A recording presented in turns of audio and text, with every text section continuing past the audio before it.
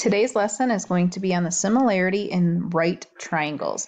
So our theorem here says that the altitude to the hypotenuse of a right triangle forms two triangles that are similar to each other and to the original triangle. So the altitude here from C to D is going to, oh, that's really bad, is going to cut that larger triangle into two smaller triangles that are similar to each other and to that larger triangle.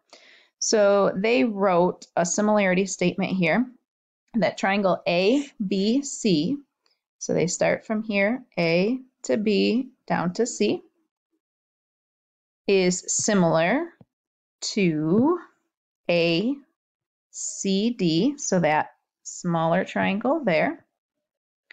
And that triangle is similar to triangle CBD, the smallest triangle in the picture. So we go down here. Example 1 says write a similarity statement comparing three triangles. So I am going to start with a large triangle. I'm going to name that triangle KJL.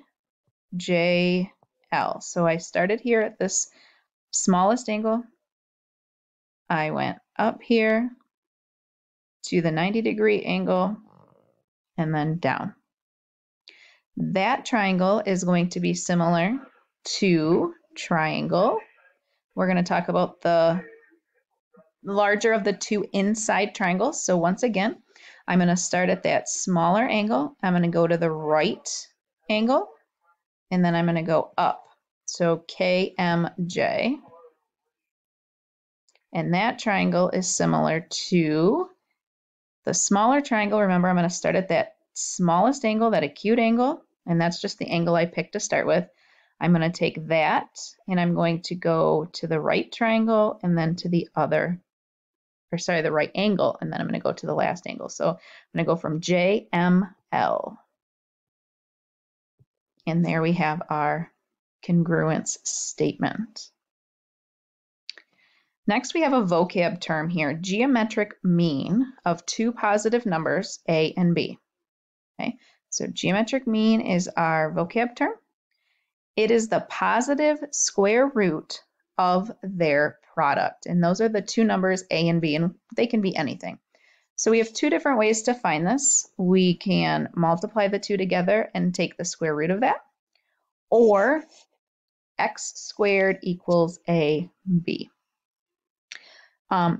To solve that for x, we are going to end up taking the square root of that to cancel out that squared anyway. So they look a little bit different, but they're exactly the same. So example 2 says find the geometric mean of each pair of numbers. If necessary, give the answer in simplest radical form. So 4 and 9. So up there in the little formula that was given, x equals the square root of a times b, and the numbers they gave us are a and b, so 4 times 9. So x equals the square root of 36, and the square root of 36 would be 6. So the geometric mean of 4 and 9 is 6. I'm going to do part B over here. We have 6 and 15. So x equals the square root of 6 times 15. So x equals the square root of 90. And what is the square root of 90? It is not a perfect square, so we are going to have to break that down and simplify that radical. I know that 90 is 10 times 9. And I know that 9 is a perfect square. So the square root of 9 is 3, so that goes on the outside. We have the square root of 10 left.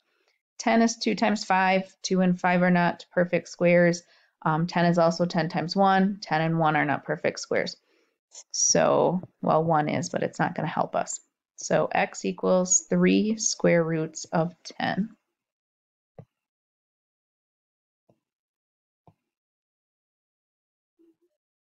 We have some similar triangles here. broken up to show you that the proportions are equal to each other in these triangles. So this first one says B over A. So B is the hypotenuse of this triangle. B over A over this leg here. Oh, sorry, that's not the hypotenuse. This leg over this leg is going to be the same as Y over H. And Y is right here over this. And that is also the legs of that inside triangle. And our third ratio here is H over X. Here is H, and here is X. So those are the legs of that triangle as well. So the ratio of the legs of the right triangles are all equal. Okay, so now we're going to move on here to this middle triangle, and it says C over A. I am going to erase these. C is the hypotenuse of the large triangle, and A is the shorter leg. That ratio of those two numbers is the same as B over H. B is the hypotenuse of the larger inside triangle, and H is the leg.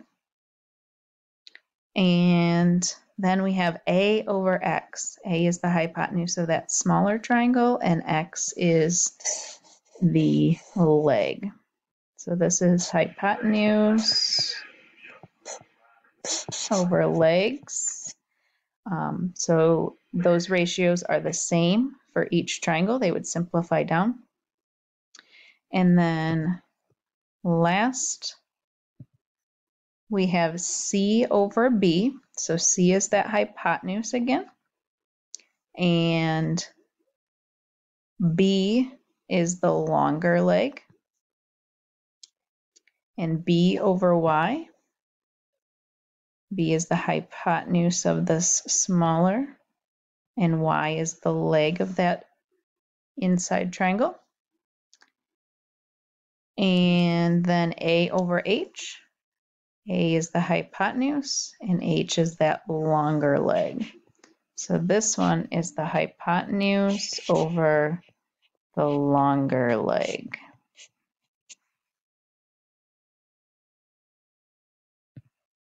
Go back here and write the shorter leg. And then on this first one, we had talked about B over A. That would be the long leg over the short leg. So all three triangles would have the same ratio there.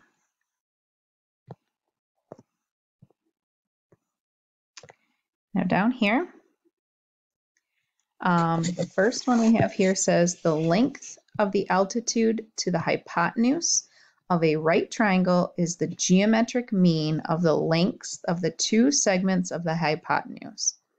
So words are a little bit confusing. So we have our example here, h squared equals x times y. Well, h is the altitude right there. And x, I should do that in a different color. Here is x, and here is our y.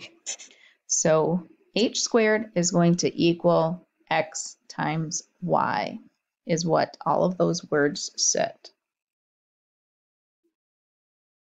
Down here, we have a squared equals x times c. So we're looking right there.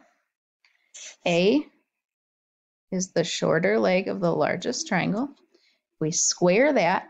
That is going to be the exact same thing as taking x and multiplying it by c. So x is that short leg there of that triangle, and c is the hypotenuse of that large triangle. So a squared is going to be equal to x times c. And then last, we have b squared. So b is right here. That length squared is going to be the same as y times c. So here's y. And c is the hypotenuse of that large triangle. So y times c is going to be the same thing as b squared. So those are pretty important, and you probably should have them written down. So we're going to find u, v, and w. So if we look here, we're going to look at that first equation up there of h squared equals x times y. H is the altitude. So if we look at our given triangle here, h in this case would be 9. So 9 squared equals x times y. Well, x and y are the two sides that make up the hypotenuse of the largest triangle. So in the triangle that's given here to us, that would be 3 and u. So 3 times u. So 9 squared is 81. And then we have 3, this is not working, 3u. So divide both sides by 3. U would be equal to 27. So this is 27 right here. And once we know that that u value is 27, we know that this entire length here would be 30. All right, moving on to the next equation, we have a squared equals x times c. So a is the shorter side, the shorter leg in that large right triangle. So in this case down here in this picture, the short leg of that large triangle would be v. So v squared equals x. X is that short piece there. So looking at our picture down here, that short piece would be a 3. And then C in our picture is the full length of that large hypotenuse. And we just figured out that that one was 30. So simplify that up. V squared equals 3 times 30, so that would be 90. In order, we don't want to know what V squared is, we want to know what V is. So in order to cancel out a squared, we have to take the square root of both sides. So that would cancel there. We'd have V equals square root of 90. We have to break down, we have to simplify that radical because it's not a perfect square. So 90 is 10 times 9. And we have to square root. Square root of 9 would be a 3. And the square root of 10 is not perfect. And we can't break it down anymore. So V is 3 square roots of 10. So we have that answer, and we have that answer so far. Okay, we need to erase this. We have one more to do. Let's get that out. We have b squared equals y times c. If we look up here in our diagram, b is that longer leg of the largest triangle. So on our picture here for this example, our longest leg of that right triangle would be the w. So w squared. Y is the longer piece here. So looking at our picture, the longer piece here would be 27. Right here. And then times c. C is the entire hypotenuse of that large triangle, and that would be 30. So w squared equals 810. 27 times 30 is 810. We have to take the square root of both sides. So w equals 810 would